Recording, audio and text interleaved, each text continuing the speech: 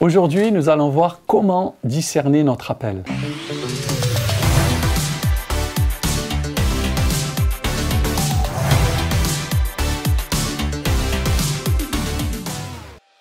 Bonjour les amis, je suis très heureux d'être avec vous dans ces moments pour partager quelques pensées de Dieu concernant l'appel.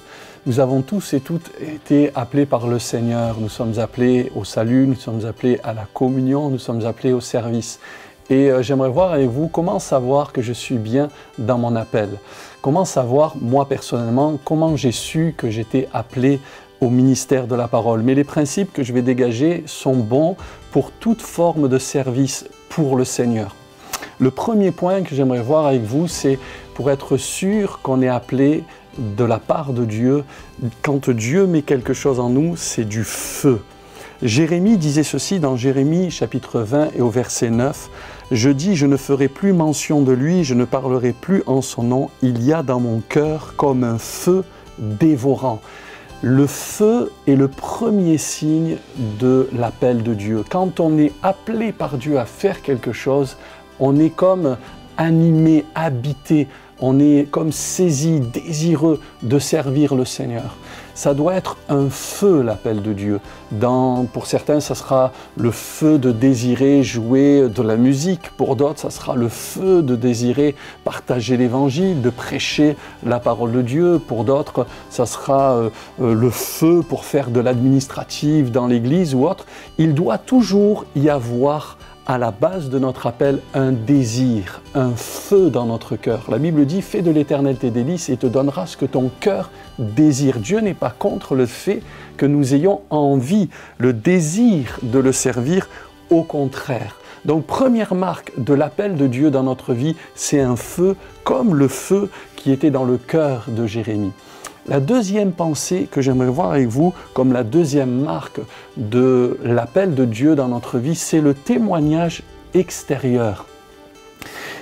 Quand l'apôtre Paul a voulu avoir un collaborateur, il a choisi un garçon qui s'appelait Timothée. Et voici ce qu'il est dit concernant Timothée. Dans Actes 16, verset 1er, il est dit « Paul, il se rendit ensuite à Derbe et à Lystre, et voici il y avait là un disciple nommé Timothée, fils d'une femme juive, fidèle et d'un père grec. Les frères de Lystre et d'Icône rendaient de lui un bon témoignage. » Il est important pour nous lancer dans l'appel que Dieu a pour nous, d'avoir le bon témoignage, mais pas de nous-mêmes, pas le témoignage intérieur, pas le feu, mais le témoignage extérieur de ceux qui nous sont proches, et notamment de nos autorités spirituelles. Quand on se sent appelé par Dieu, qu'on a le feu pour quelque chose, pour le service, il est important, par exemple, que notre pasteur, que les pasteurs de l'Église, que les anciens, que l'Église elle-même rendent un bon témoignage. Écoutez, si nous avons le feu pour chanter, mais qu'il n'y a que nous qui aimons la voix que nous avons, il faut quand même que ceux qui nous écoutent apprécient notre talent. Et donc, il est important que les gens à l'extérieur de nous et les gens qui nous connaissent valident le feu, l'appel qui est sur notre vie. Et ça, c'est capital. Pour être sûr que nous sommes bien dans notre appel, il est important d'avoir le feu. Deuxièmement, d'avoir un bon témoignage et le témoignage de ceux qui nous entourent. Troisièmement, la troisième marque de l'appel de Dieu, c'est ce que j'appelle les circonstances. Il y a des bien-aimés qui toute leur vie ont désiré remplir un rôle, entrer dans un ministère, et les choses ne se sont jamais faites.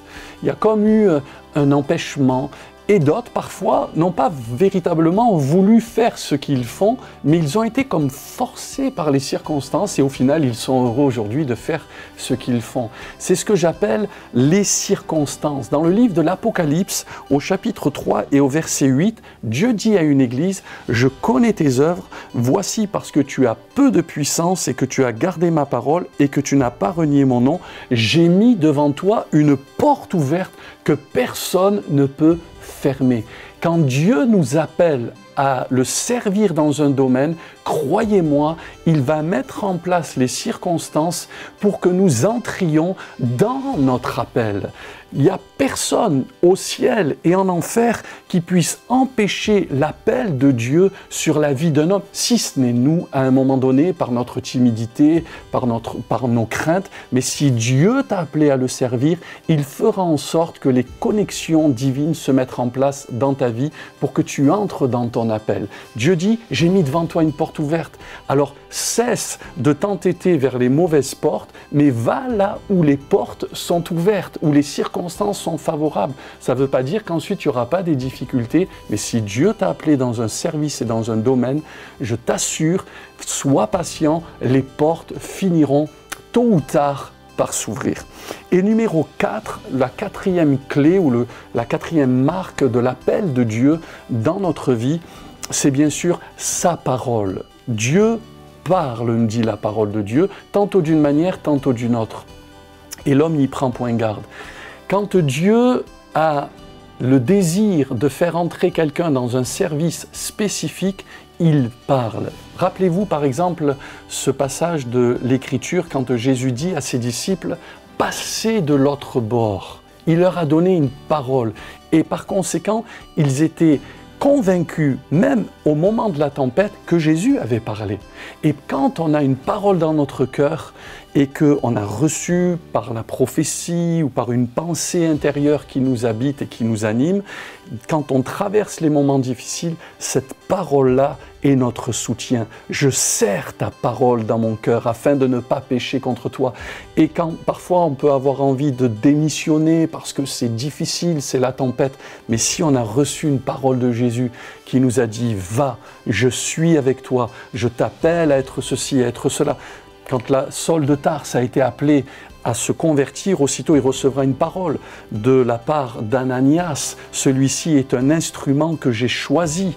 Et à partir de là, Saul de Tarse va entrer dans son appel, bien que celui-ci se mettra en place plus tard, mais il avait une parole dès le départ. Il savait qu'il était appelé par le ciel. Alors voici tout simplement 4 pensées pour être sûr et installé dans le fait de notre appel et des principes qu'on peut appliquer à tous les services que Dieu a pour nous ici-bas. Premièrement, le feu. Deuxièmement, le témoignage. Troisièmement, les circonstances. Et quatrièmement, la parole. Alors ne te décourage pas, discerne bien ton appel, serre le Seigneur, Dieu est avec toi et j'espère que ces quelques paroles t'ont aidé pour bien préciser l'appel de Dieu sur ta vie. Si cette vidéo vous a inspiré, vous pouvez vous abonner, liker, commenter et partager également. Vous pouvez nous suivre sur tous les réseaux sociaux, Instagram, Facebook, TikTok et également le site de l'Église. À bientôt.